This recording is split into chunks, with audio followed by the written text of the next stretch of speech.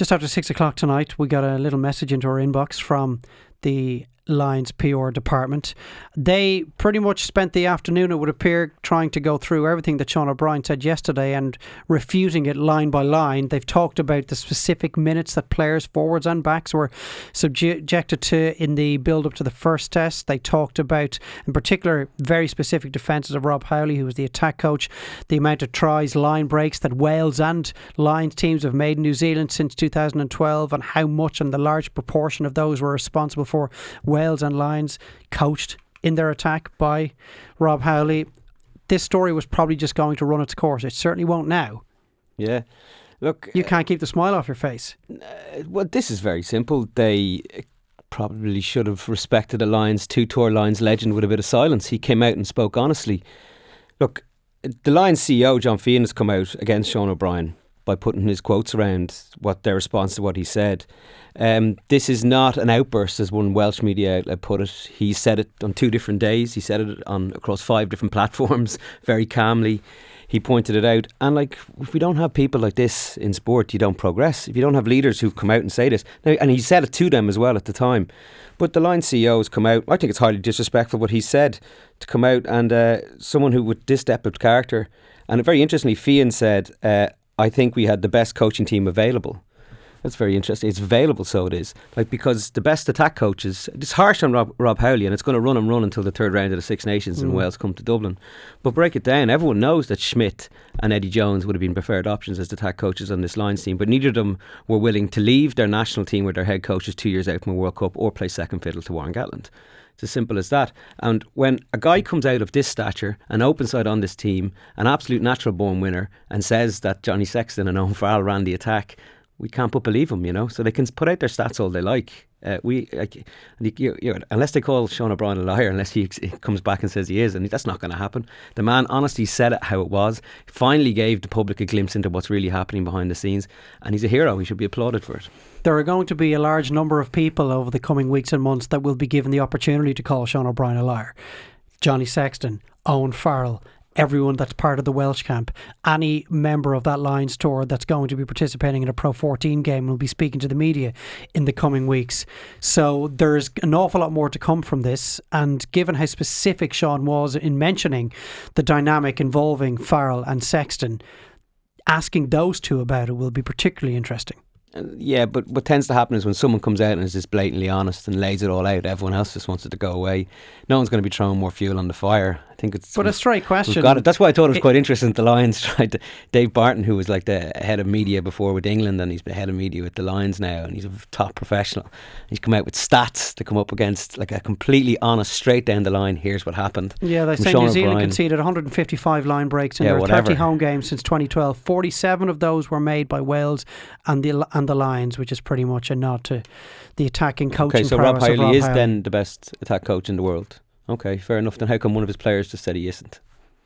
We can keep going and round and round. Well, they could say he wasn't really one of our players. He wasn't even a back.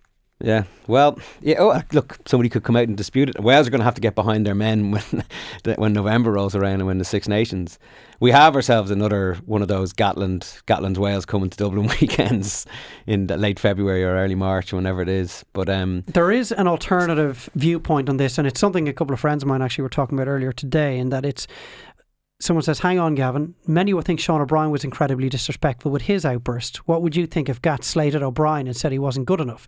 So certainly anyone who's involved in coaching perhaps might be thinking, well, maybe what went on tour should have stayed on tour. And with all tours and with the logistical difficulties the Lions have to negotiate, and particularly no more so than this tour, that what they did achieve was an incredible achievement. We thought after the 3-test series that what they had done was quite brilliant, and that's why one of their elite players has just come out and said no, it wasn't. We had a good enough team, we had the players, we had everything in place to win this 3-0, which I don't like. We don't believe this. A lot of people don't believe, but if Sean O'Brien says it, why can't it be true? You know what I mean? He firmly believes it, and I don't think Gatland's going to be saying anything about that guy, because they wouldn't have won a test without him on the pitch. He was phenomenal, and he proved himself with absolutely no rugby, which again is always Leinster's loss and all that. With so little rugby, he came out and proved himself. And do you ever hear the New Zealand people talking about him? I mean, these ex-players, like it's the same. Only McCaw gets held in higher reverence. He's again, for for whatever it's 10, 15 years, it was Brian O'Driscoll, Paul O'Connell, and then now it's Sean O'Brien. They That's do the know who particularly this man damaging is. part, isn't it? From a Gatland point of view, in that it was someone who was one of the standout players across the 3 tests that shouldn't really have any axe to grind because he was selected. He was clearly in a position where he was able to produce his best rugby. Look, it's been laid out that the standard of coaching, I think it should be noted that Andy Farrell hasn't come out of this in any bad way. He's come out, people behind the scenes talking that he's done a very good job during the tour. But people, when they go back to the coaching standards of Eddie Jones and they go back to the coaching standards of Joe Schmidt, they just feel it was a step down. This is what has been laid out in front of us here. And like, the thing is, to lambast a guy for coming out and being straight, you know what I mean? Like, it's a sad day, and like, people can read between the lines if that starts happening. Like, the Lions doing this press release today is kind of the warning to the next guy who wants to speak his mind. Be very careful, you know what I mean? Like, Sean O'Brien came out and was honest. He's a straight up guy. This is the man he is. He's 30 years old. He's been around the block before. He doesn't take crap anymore. You know what I mean? Now, maybe because he speaks like this over the years, and maybe because he does clearly speak like this internally as well, it might have cost him down through the years, but it doesn't matter. He's one of the best players in the world. He knows this doesn't last forever, and so he came out and was tell the truth. And knows it's highly unlikely that he'll be part of a Lions squad going to South Africa in 4 years' time. He holds his body together, he will be.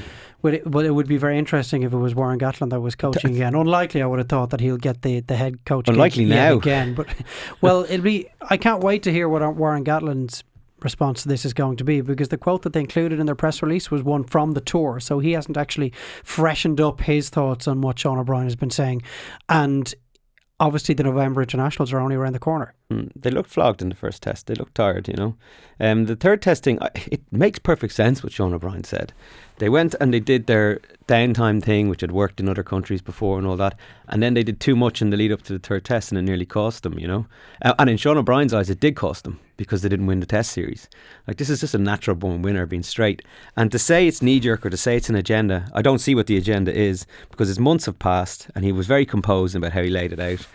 And he was straight up. The guy, I think the lesson here for the Lions is you take this on board to make sure they don't make the same mistakes again, as opposed to coming out with a little a slap with stats. You know, people know the difference. People can see Sean O'Brien, can hear what he said, and then they can read stats and they can make up their own mind very easily, I think. So in hindsight, were we too quick to laud what they managed to do over there as this incredible achievement? It still was pretty impressive. That whole, a lot of it. See, stats is a ridiculous thing to use in this test series, because it just went to a different plane, or it made no sense. A lot of stuff, like some of the best tries you've ever seen in your life, them most outstanding stuff, the pressure put on referees, the individual performances, showing how a New Zealand team had it cracked. They lost players. Sonny Bill Williams' decision to do what he did, you know, and then when they started losing Ryan Crotty and their team started to fall apart, like the All Blacks team that savaged South Africa 57-0 on the weekend is not the team that played in the test series, because they were missing so many players, you know. So but they did go there, and it was a great achievement. But to take away from what Sean O'Brien said today, it would be a mistake. The guy's a leader of men. He's also one of the greatest Lions ever. And for the Lions to come out and they should have just stayed quiet. They should let the man say what he has to say. He's earned the right to do it. And let Warren Gatland just it is harsh to it when it back is, in and the Welsh hot seat. This is harsh on Rob Howley, but players saw what they saw, and one of them has spoken. I wonder, should he just have been specific to Rob Howley? It is very critical of one player to go after one particular coach in that manner, and significantly, it's not his coach either, really. I know the forwards are involved in the attacking setup as well, but given that he's implying that two fly halves, or one that played centre for much of the test series, and Owen Farrell had to come together to try and take control of the attacking structure and setup, that would it not have been something that would have been better not said at all, or certainly just said behind closed doors? Again, this is not a knee-jerk reaction. This is over a number of months of time. So he's sat and thought about this, and he's talked to colleagues. He roomed with an English flanker for the whole thing. These two guys would have sat there and gone through it all with Haskell the whole time. They would have talked these things out. I'm saying Rob struggled with the group in terms of his attributes of trying to get his message across, you know, like, if that happens, how the world's never going to know about this, and these guys are going to be lauded forever as these unbelievable coaches who figured it out, and a player should know, hang on a second, that's not what happened. We figured it out. Here's the truth. So, you know, he just laid it out, because history will tell a story that's incorrect.